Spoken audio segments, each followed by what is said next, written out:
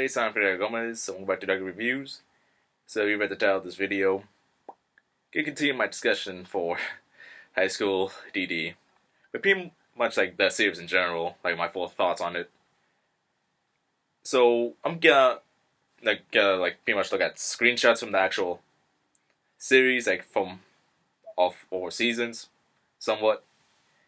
But the safest ones that wasn't too risque because it's just like with YouTube, it's just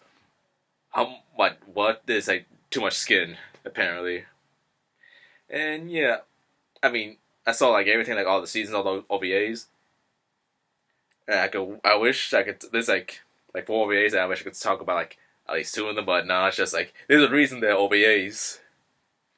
But before I'm gonna talk about like the stuff that I can't really show, like somewhat my mostly positive thoughts. Okay, so High School DxD, it's categorized as an action anime, comedy anime, and surprisingly shonen,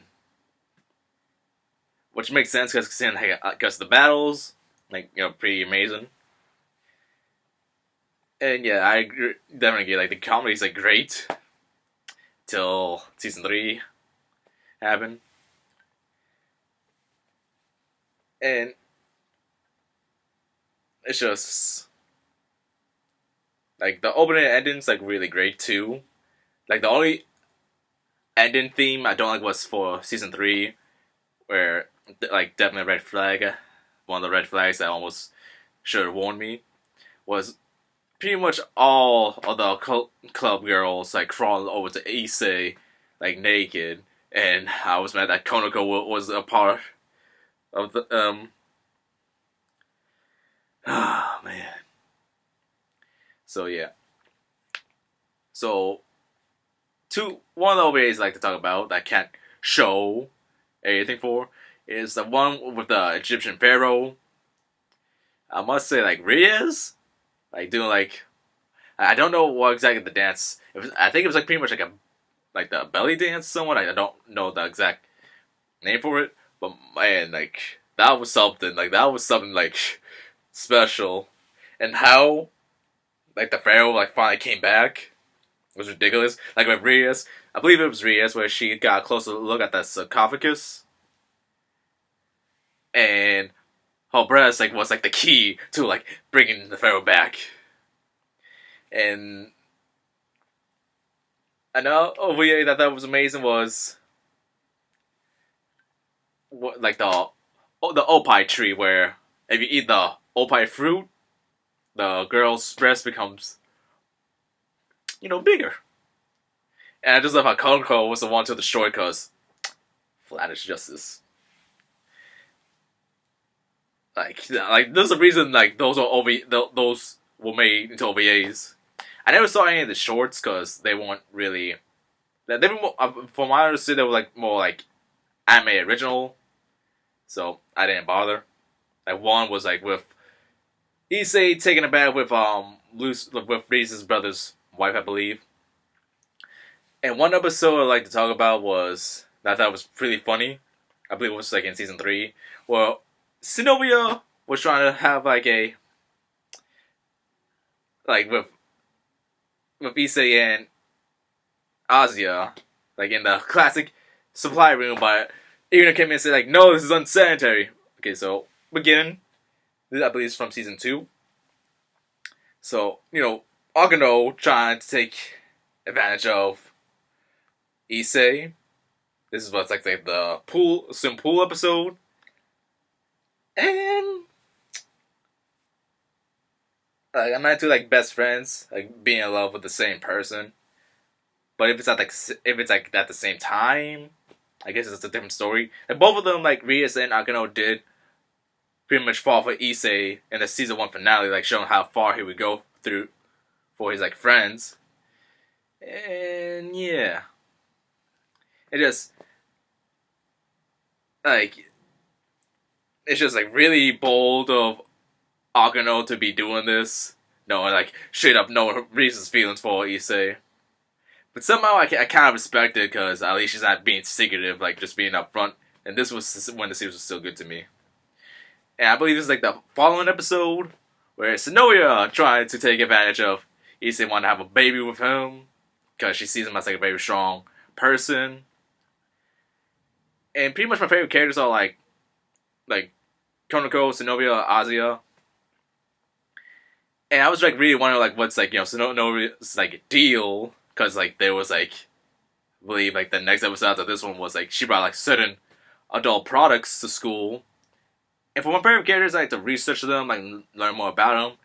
And Sonoya pretty much like lived with the church her entire life, which is why she almost like knows nothing. And I thought it was like very interesting. But yeah, actually, I thought about like a different screenshot, but I thought no, that's just too much skin to show. So we went on. So here's like Issei's parents. You know, like Jesus pretty much like sums up like their hope for their son, like trying to find like a girlfriend or whatever. And like just to be almost, I just want like to finally get hope back when Rias and Azuya decided to move in with Issei.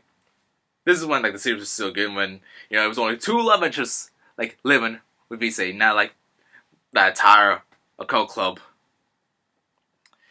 Because this like just really shows how much faith and respect they have for Issei, like his parents have for him.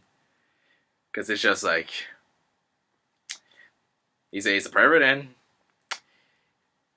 he's got a pretty high libido. It's just, my God. It's just like this really says when your own parents just lose faith in you. I believe it's like the same episode in season 2 where like this is like where I'm really impressed. I thought it's like a really hilarious moment where Issei made like a perfect, like accurate sculpture of Rias, and it's because like he like caught a feel from her like so much that he made like a perfect accurate like sculpture of her. Like that I was pretty impressed. Like where his libido really made great art. Like his libido is just really ridiculous. Like when in season 4 when he was fighting like Rias' cousin, all like the entire Coco said like use Rias like kind of feel from her. That's like the source of your power. Like he even made like a spell in season 4 where like the summon Rias, like when he's like losing the battles, like oh no, like I'm losing, I'm getting weak. He summons Rias and then, well, pokes her breast and he gains these powers. Alright. And now here's season 3. Konoko's sister, want to have a baby with Issei. And that's because, like, Wally, the one with the white dragon, like, he, like, turned her down, and now she's like, well, I guess the best next option is Issei. Like, it's just, like, this is why my issue is, like they always want, they only care about, like, having a dragon child. They don't say, like, they want to have Issei's kid, but, like, Dreg's kid. Just, like, really annoying. He's just saying, like, oh, a dragon child is so valuable, and it's just, like, really, like, really annoys me. It's just, like, why, Molly? Just why? Alright, and the rest is season 4, where Konoko wants to do some mana transferring with Issei.